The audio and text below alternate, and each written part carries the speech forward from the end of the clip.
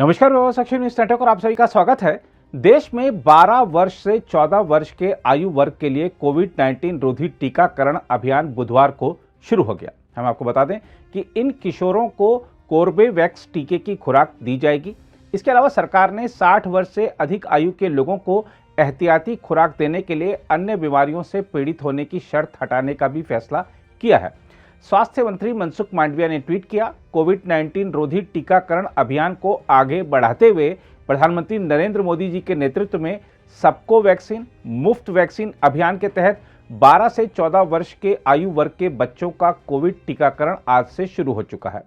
60 साल से अधिक आयु के सभी लोग आज से एहतियाती खुराक ले सकेंगे। आइए मिलकर देश सुरक्षित करें और टीका लगवाएं। हम आपको बता दें कि दिशा निर्देशों में कहा गया है कि 12 से 14 वर्ष के आयु वर्ग के लाभार्थियों को बायोलॉजिकल ई के कोर्बेवैक्स टीके की 2 खुराकें 28 दिनों के अंतराल में दी जाएंगी। एक अनुमान के मुताबिक देश में 1 मार्च 2021 तक 12 से 13 आयु वर्ग के बच्चों की संख्या 4.7 करोड़ है। स्वास्थ्य मंत्रालय ने दिशा निर्देशों में कहा है 12 से 14 साल के बच्चों के लिए कोर्बेवैक्स से कोविड-19 टीकाकरण की तिथि केवल कोविन पोर्टल के माध्यम से बुक की जा सकेगी। टीका लगाने वाले को सुनिश्चित करना होगा कि यह केवल उन्हीं बच्चों को दिया जा रहा है जिन्होंने टीकाकरण की तिथि पर 12 साल की उम्र पूरी कर ली है, और यदि कोई बच्चा पंजीकृत है लेकिन 12 वर्ष की आयु तक नहीं पहुंचा है तो उसका टीकाकरण नहीं किया जाए। सरकार को कोर्बेवैक्स टीके की 6,31,400 खुराकें मिल चुकी हैं। एक वरिष्ठ अधिकारी ने बताया, हम सभी तैयार हैं। सभी संबंधित विभागों के कर्मियों को प्रशिक्षण दिया गया है। टीके की खुराकें मिल गई हैं और इस कवायद में शिक्षा विभाग भी हमारी मदद कर रहा है। चुनौती यह सुनिश्चित करने की होगी कि टीकाकरण के लिए आने वाले लाभार्थियों की उम्र 12 साल से 1 दिन भी कम नहीं होनी चाहिए। उन्होंने कहा, हम यह सुनिश्चित करने के लिए आधार कार्ड या स्कूल के पहचान पत्र की जांच करेंगे। प्रधानमंत्री नरेंद्र मोदी ने भी 12 से 14 आयु वर्ग के किशोरों से कोविड-19 रोधी टीके की खुराक लेने और 60 वर्ष से अधिक आयु के लोगों से एहतियाती खुराक लेने का अनुरोध किया है।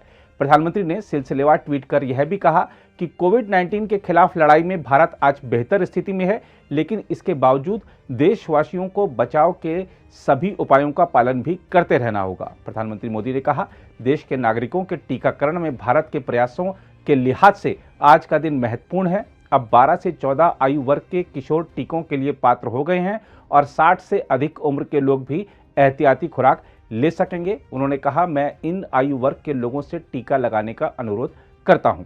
प्रधानमंत्री ने कहा कि पूरी दुनिया की चिंता करने के भारत के स्वभाव के अनुरूप देश ने वैक्सीन मैत्री कार्यक्रम के तहत कई देशों को टीके भेजे हैं। उन्होंने कहा, मुझे खुशी है कि टीकाकरण को लेकर भारत के प्रयासों ने कोविड-19 के खिलाफ लड़ाई को मजबूती प्रदान की है। प्रधानमंत्री मोदी ने कहा, भारत में कई मेक इन इंडिया टीके हैं और सरकार ने मूल्यांकन के बाद कुछ अन्य टीकों को भी मंजूरी दी है। उन्होंने कहा, इस जानलेवा महामारी के खिलाफ लड़ाई में आज हम बेहतर स्थिति में हैं, लेकिन साथ ही साथ हमें कोविड-19 संबंधी सभी प्रकार की सावधानियां भी बरतनी होंगी। उन्होंने कहा कि भारत का टीकाकरण अभियान दुनिया में सबसे बड़ा और विज्ञान पर आधारित है और देश में अब तक कोविड-19 रोधी टीके की 180 करोड़ से अधिक खुराक दी गई हैं, जिनमें से 15 से 17 आयु वर्ग के किशोरों को दी गई 9 करोड़ से अधिक खुराक और 2 करोड़ से अधिक एहतियाती खुराक भी शामिल हैं।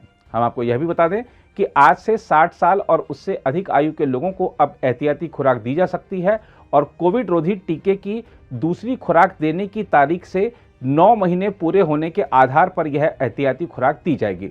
दिशा निर्देशों के अनुसार एहतियाती खुराक उसी टीके की दी जाएगी जो प्रमुख टीकाकरण अभियान के दौरान उस व्यक्ति को दी गई थी। जहां तक कोरोना के नए मामलों की बात है तो भारत में एक दिन में कोविड-19 के 2,876 नए मामले सामने आने के बाद देश में कोरोना वायरस संक्रमितों की कुल संख्या 4,29,98,938 हो गई है। वहीं उपचाराधीन मरीजों की संख्या घटकर 32,811 रह गई है। केंद्रीय स्वास्थ्य मंत्रालय के बुधवार सुबह 8 बजे जारी आंकड़ों के अनुसार देश में 98 और लोगों की संक्रमण से मौत के बाद मृतक संख्या बढ़कर 5,16,072 हो गई है। आंकड़ों के मुताबिक पिछले 24 घंटे में उपचाराधीन मरीजों की संख्या में 1,106 की कमी दर्ज की गई है और मरीजों के ठीक होने की राष्ट्रीय दर बढ़कर 98.72% हो गई है। मंत्रालय के आंकड़ों के अनुसार देश में पिछले 24 घंटे में संक्रमण से मौत के 98 मामले सामने आए, जिनमें से 72 मामले केरल में सामने आए। इस बीच खबर है कि चीन में कोरोना वायरस संक्रमण के मामलों में अचानक आई तेजी के बीच पाबंदियां बढ़ने लगी हैं और कई शहरों में लॉकडाउन लगाना पड़ा है। हालांकि चीन में संक्रमण के मामले अन्य बड़े देशों की तुलना में कम ही हैं, लेकिन अधिकारी इस पर फौरन काबू पाने के लिए शून्य सहनशीलता की नीति पर चल रहे हैं। इसी वजह से प्रशासन ने कई बड़े शहरों को अस्थायी रूप से बंद कर संक्रमितों की पहचान का काम तेज कर दिया है। इसके अलावा बंदरगाहों पर भी काफी सख्ती बरती जा रही है।